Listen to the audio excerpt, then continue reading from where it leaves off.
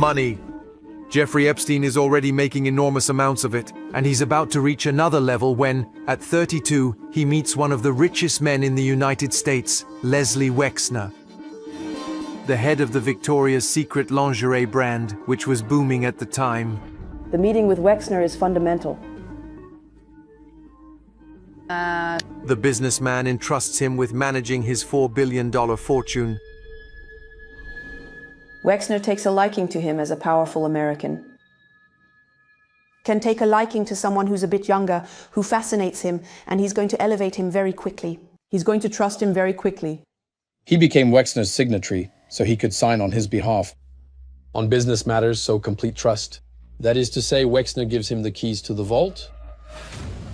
The cherry on top, the billionaire shows boundless generosity.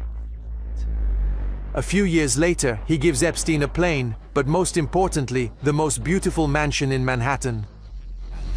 2,000 square meters on the Upper East Side, valued at $15 million, which Wexner sells to his financial advisor for a symbolic $1.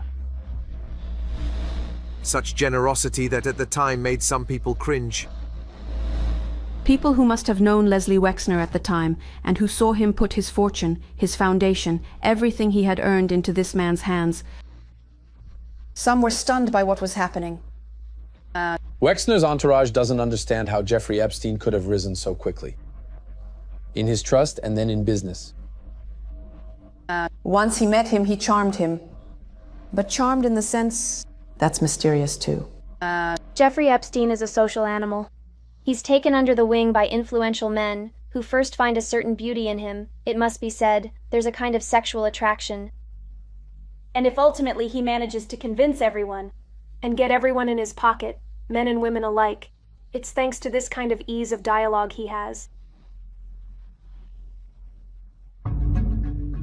Whether in business or with women, Jeffrey Epstein therefore has a major asset, his incredible power of seduction. And it's thanks to this that at 39, he's going to have the encounter he's been waiting for so long. The one that will definitively introduce him into the highest circles. This world we would call today the world of the 1%, an extremely powerful world, where it's not $1 million that makes the difference, it's $100 million. And he wants to go there. So he's missing the right person. The right person, he's going to find her. And this person, against all odds, will also play a leading role in his intimate life. It's a woman, her name is Ghislaine Maxwell. The world of great wealth and celebrities is the privileged playground of this Franco-British woman, then 30 years old. Youngest of a family of 9 children and beloved daughter of the very powerful press mogul Robert Maxwell, who in the 80s owned famous English tabloids like the Daily Mirror. That makes her an intriguing, strong, interesting personality. She comes from a family with lots of money, lots of connections. Her father knew the royal family, she grew up in Oxford, she attended the best universities. She was friends at university with Prince Andrew, so she has a lot of connections. She's pretty, she's well connected, she knows everyone. She looks fearless, she doesn't seem easily intimidated, she looks like she wants to have fun. However, when Ghislaine Maxwell arrives in New York in the spring of 1992, she's rather depressed. Her father had died a few months earlier under mysterious circumstances, falling from his yacht, the Lady Ghislaine, which was sailing in the Canary Islands. This sudden, tragic death puts Ghislaine in a difficult position, since she wasn't ready to inherit this empire either, and she was more inclined to party. Her arrival in New York, obviously, it's this lost little girl aspect.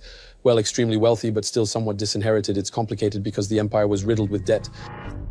Nevertheless, thanks to her father's connections, Ghislaine quickly finds her place within New York's high society. She works in luxury real estate and is invited to all the society parties. Ghislaine Maxwell was friends with crowned heads, international financiers. But also models like Naomi Campbell, singers like Mick Jagger, or even the heiress Paris Hilton.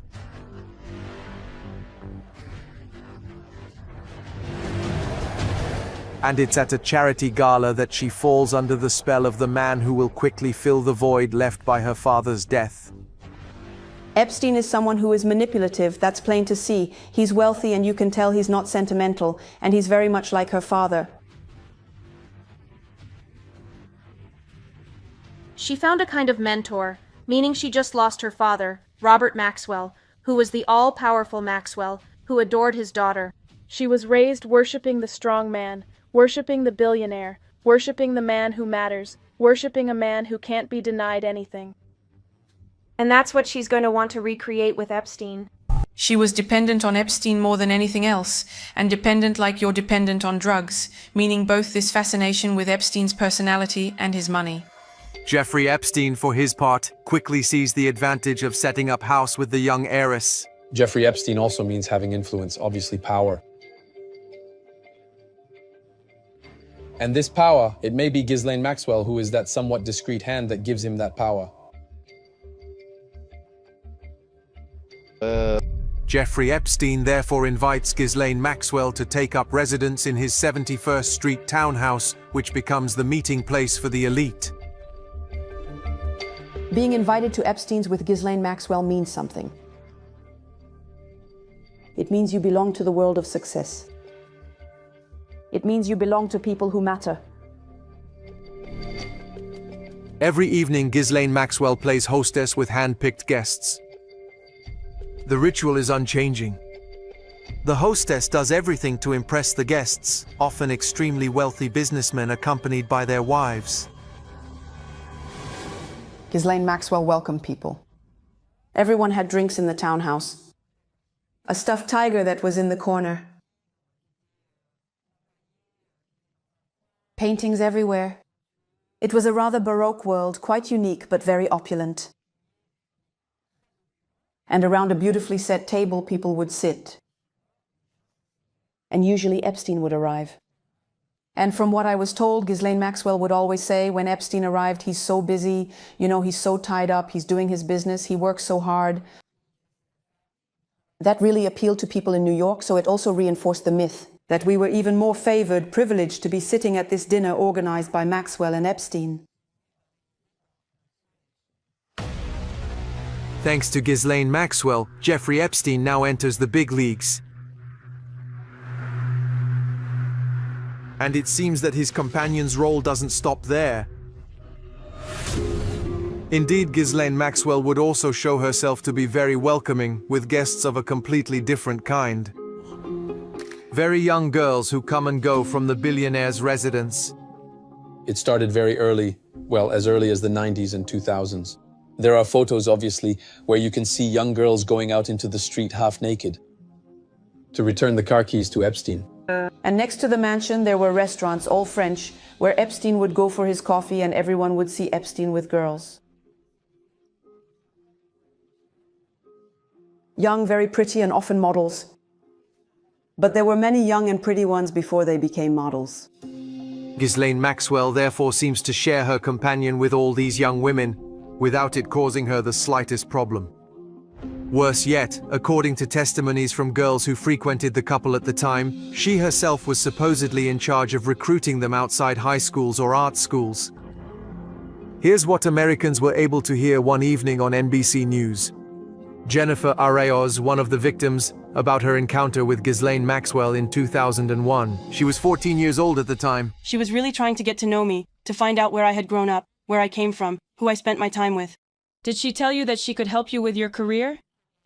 Of course. When you think back on it now, would you say she was a recruiter? Yes, absolutely. Definitely. Ghislaine Maxwell would therefore seem to operate in total complicity with Jeffrey Epstein. Jeffrey Epstein, to whom she would provide all these girls. There are dozens of testimonies like this one in the investigation file concerning Jeffrey Epstein's actions. So much so that the judges reclassified the charges as sex trafficking of minors.